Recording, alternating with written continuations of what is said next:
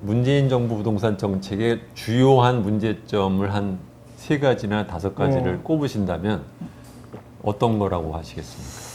여기 제가 뭐 만들어 왔던 것 같은데 한번 볼까요? 이건 아니고 이런 건데요. 방금 말씀드린 대로 이 이제 부동산 문제의 근본 원인이 부동산 불로소득인데 여기에 뭔가 대책이 필요하다 하는 말을 안 합니다. 대통령도 부동산이라는 말을 안 해요. 그 이제 작년인가요, 올 초인가요? 이제 드디어 이제 본격적인 말씀을 하셨는데, 그러니까 이제 근본 대책을 안 내놓으니까 시장을 조절하기는 해야 되고 하니 단기 시장 조절 정책 위주로 갔고요. 거기다가 약간의 주거복지 정책을 했단 말이에요. 이렇게 이제 부동산 정책을 운용을 해왔습니다. 그러니까 이 시장 참가자들이 이 정부 정책의 수위를 금방 간파하고 마구 이제 움직인 것이죠. 그다음에 이제 이게 지금 대통령 공약에 들어갔던 건데요. 연간 10조 원을 넣어서 총 50조 원을 투입하는 전국의 도시 재생 사업을 추진을 했습니다. 아마 지금도 예산이 들어가고 있을 겁니다. 그런데다가 이제 직접적인 원인이 됐던 것은 이제 언론에도 많이 나왔지만 임대주택 등록제입니다. 그래서 다주택자들한테 임대사업자로 등록을 하면 엄청난 세제 혜택을 준 겁니다. 지금 이 화면은 PD수첩에서 방송한 화면을 캡처한 건데요. 이게 정말 충격적이었습니다. 이게 뭐냐면 목동에 주택 하나를 가지고 있는 사람이 내는 세금, 그리고 오른쪽은 가양동에 주택 100채를 가진 임대사업 등록한 사람이 내는 세금을 비교를 한 거예요. 근데 목동의 1주택자는 제법 세금을 내잖아요, 지금. 근데 가양동에 100채를 가지고 이 자산 가치가 270억이나 되는 사람이 재산세, 양도소득세, 종합부동산세 단 한 푼도 안 낼 수 있다는 겁니다. 이게 임대주택 등록제의 폐해였습니다. 이거 이제 이거 문제가 있다, 투기꾼들에게 꽃길을 깔아준다 해서 이제 개선을 했는데요. 작년 9.13 대책인가요? 그 과도한 혜택을 줄이겠다고 했는데 기존 그 사업자의 혜택은 손을 안 댄 거예요. 그 주택수가 한 150만 호가 넘는답니다. 그건 그냥 두고 신규로 등록하는 사람, 그것도 규제지역, 조정 대상 지역에 신규로 취득하는 경우에는 혜택을 줄이겠다, 이렇게 했어요. 그러니까 그게 그 사람들이 가지고 있는 그 주택을 내놓겠습니까? 이제 이런 오류도 있었고요.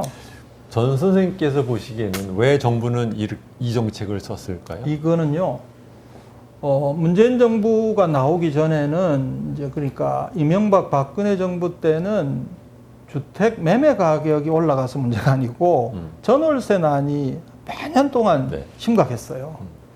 그래서 이제 이 임대주택을 등록을 시키면서 혜택을 주고는 임대료 상승을 제한하는 그런 의무를 이제 부여를 하는 정책이거든요. 그래서 이거 처음에 도입한 거는 박근혜 정부입니다. 박근혜 정부가 처음 도입했는데 아이디어는 김수현 교수가 냈고요. 최초 아이디어는. 그거를 박근혜 정부가 제도로 도입을 했고요. 문재인 정부 와서 8.2 대책인가요? 거기서 그게 무슨 대단한 아이디어라고 말할 수 있는 건지 잘 모르겠는데 왜냐면 우리나라에서 지금 어지간한 소득들은 그 국세청 데이터에 잡힙니다. 근데 우리나라는 이제 임대소득은 말하자면 보고를 안 해도 돼요. 거기에 대해서 쫓아다니지도 않아요. 그러니까 완전히 지금 말하자면 사각지대 또는 뭐 껌껌한 데로 있는데 신기할 정도로 이게 일종의 말하자면 이제 그 뭐 암흑경제라고 할 수도 있고 이런 건데 여기에 대해서 법에 의해서 당신들은 이것을 세금을 내야 된다라는 당연한 그 요구를 하는 것을 한국의 모든 정부가 겁을 내요. 그렇죠. 말을 못해. 임대 사업자는 임대 사업을 하는 사람은 의무적으로 등록하라 이러면 되죠. 근데 뭐 그렇게 혜택을 줘가지고 등록을 시키고 사실은 그거를 뭐 임대 사업을 육성한 게 아니라 투기꾼들에게 도피처를 마련해주는 그런 역할을 근데 이 문제 해버렸으니까. 갖고도 예. 김수현 씨나 아니면은 그런 사람들이랑 얘기를 해보셨나요? 왜 우리는 그러니까 소위 말하면 이제 흔히들 말하는 게 임대 사업을 해서 월세 예. 받고 뭐 세금 안 내는 사람들에 대해서 소득을 그러니까 소득을 이제 보고를 양성화하는 문제를 요구를 했을 경우에 이거 역시 정치적으로 있는 사람들이 반발을 하는 것에 대한 뭐 생각할 수 그 있는데 얘기는 해본 적이 없고요. 그 음. 얘기는 해본 적이 없고 갑자기 그 책을 그분이 쓰시면서 이 임대주택 등록제 말을 하더라고요. 그래서 제가 잠깐 지나가면서 무슨 정부가 임대주택을 다 등록을 받냐? 어? 그거 좀 이상하다. 그래가지고 뭐 하려고 하냐? 이렇게 물어봤던 적이 있어요. 제 생각, 저는 그걸 뭐 임대소득을 파악하고 할 것도 없다는 입장입니다. 예를 들면 보유세 강화하면 다 해결 날 거를 무슨 뭐 그 등록까지 받아가지고 임대소득세 받으려고 그렇게 애를 쓰냐? 뭐 이런 입장인데 아무튼. 근데 예를 들면 지금 임대소득으로 우리가 지금 국세청이 보고 안 되는 예. 그 소득이 어느 정도 되는지 한번 추산해 보셨어요? 그건 안 해봤어요. 네, 그건 안 해봤어요. 옛날에 그 정대영 씨라고 한국은행에서 계시다가 은퇴하신 분이 뭐 자기 독자적으로 개별적으로 한번 해본 것에 의하면은 한 예. 임대소득이 GDP의 한 7%에서 한 8%는 있지 않겠느냐. 프랑스의 경우에는 보고된 것만 하더라도 GDP의 10%라고 한다고 하니까 예.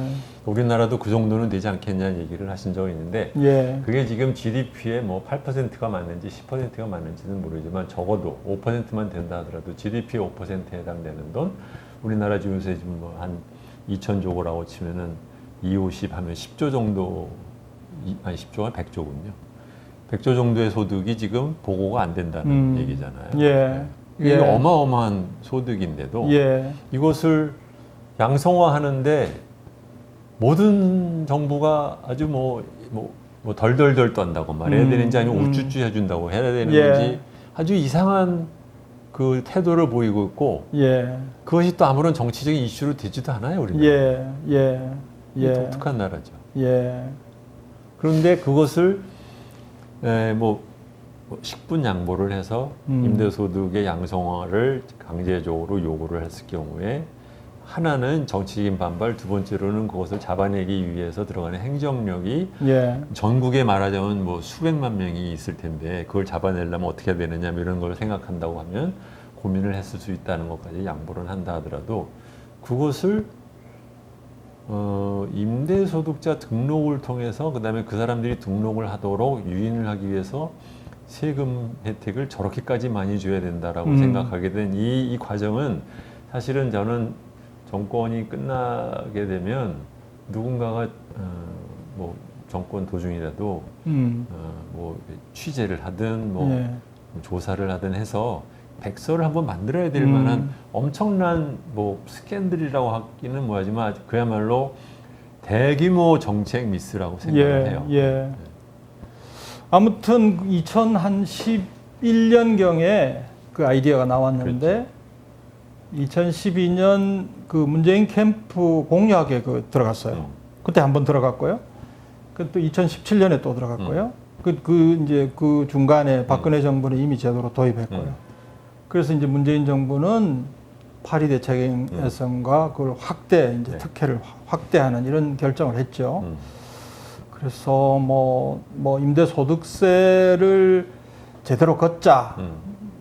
저는 그거보다는 방점이 특혜를 주면서 임대료를 안 올리겠다. 올리지 않도록 하는 의무를 부여하는 뭐 그런데 이제 방점이 있었어요. 네.